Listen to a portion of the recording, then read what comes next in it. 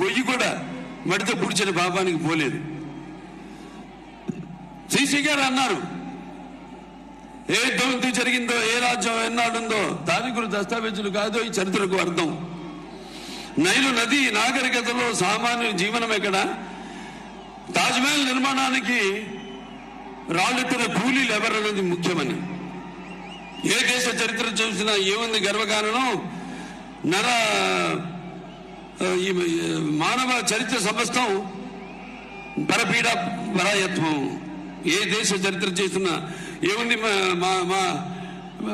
ఒక బానిసలుగా చేయడం ప్రజల్ని, అలాగే నరాంతకులు చరిత్రలో ప్రసిద్ధి గాంచడం అని. ఇవాళ అదే జరుగుతుంది మన రాష్ట్రంలో. ఒక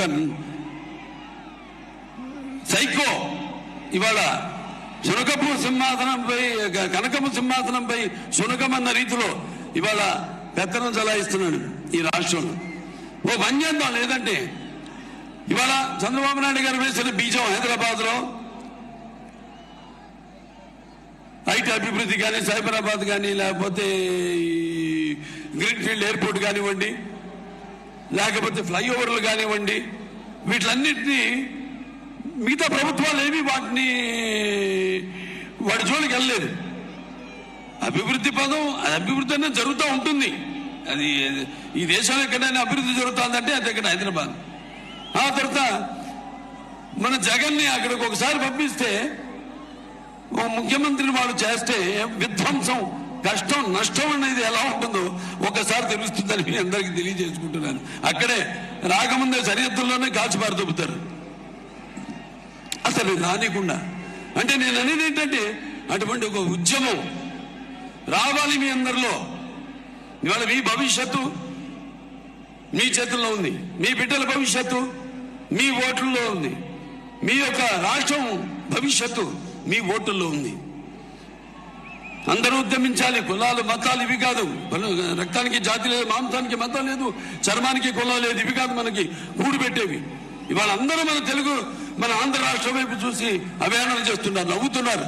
కొంతమంది అయితే అతను చాలా మటుకు ఆంధ్ర రాష్ట్రం గురించి పల్లెత్తు మాట అంటలేదు. రేపు ఇదే కొనసాగితే నేను హెచ్చరిస్తున్నాను, ప్రపంచ పటంలో కూడా మన ఆంధ్ర రాష్ట్రం ఉండదు అని సభాముఖంగా మీకు తెలియజేసుకుంటున్నాను. ఆనాడు ఎంతో మంది పొట్టి శ్రీరాములు గారు అయితే నీతి అమరజీవి అందరూ కూడా తెలుగు వారికి ఒక ప్రత్యేక రాష్ట్రం కోసం పోరాడారు. అలాగే ఆంగ్లేయులు గుండె నిద్రొట్టారు, స్వాతంత్ర పోరాటంలో పాల్గొన్నారు. తారక రామారావు గారు ఏదైతే చిన్నపు చూస్తున్నారో మన తెలుగు జాతిని ఆత్మ గౌరవం కోసం ఆయన తెలుగుదేశం పార్టీని స్థాపించారు. తెలుగు వాళ్ళకు ఒక గుర్తింపు తీసుకొచ్చారు. అలాగే మన చంద్రబాబు నాయుడు గారు తెలుగు వాళ్ళలో ఒక ఆత్మ విశ్వాసాన్ని పెంచారు.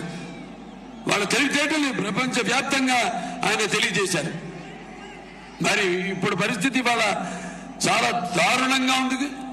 ఇక సహించలే, ఇక సమయం లేదు మిత్రమా. నిజమా వీరస్వర్గమా అని తేల్చుకునే పరిస్థితి ఇప్పుడుంది. అందరూ కూడా ఇదంతా గమనించండి. గమనించట్లేదని కాదు, గమనిస్తున్నారు. కానీ ఈ యొక్క ఉచిత పథకాల మాయలో పడవద్దు మీరు. ఎందుకంటే ఆనాడు చంద్రబాబు నాయుడు అంత అభివృద్ధి చేశారు. ఈ రోజు నేను చెప్పినట్టు రాష్ట్రంలో జరుగుతుంది ఏమీ లేదు. సర్వనాశనం, కష్టం, నష్టం.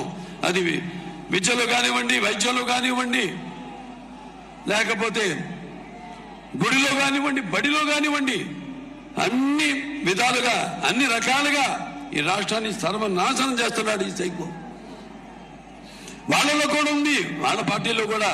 ఇవాళ ఎంతోమంది ఎమ్మెల్యేలు వాళ్ళు కొంతమంది లిస్టు ప్రకటించడం జరిగింది. మరి ఎవరెవరో వర్గాలు, వాళ్ళ సీట్లు మాత్రం మార్చలేదు. మీరు నమ్ముకున్నారు కొన్ని వర్గాలు ఆ పార్టీని, వాళ్ళని మాత్రం మార్చారు.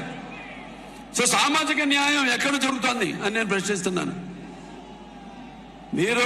మీరు ఆత్మ పరిశీలన చేసుకోండి, ఏం జరుగుతుంది ఇక్కడ అన్నది. ఉద్యమిద్దాం అందరూ. ఆనాడు నాకు నేను చదువుకున్నప్పుడు నా పాఠ్యాంశంలో ఒక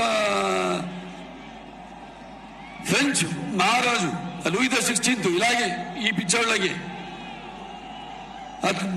తాడపల్లికి అదే అతని సామ్రాజ్యం ఏదో కూప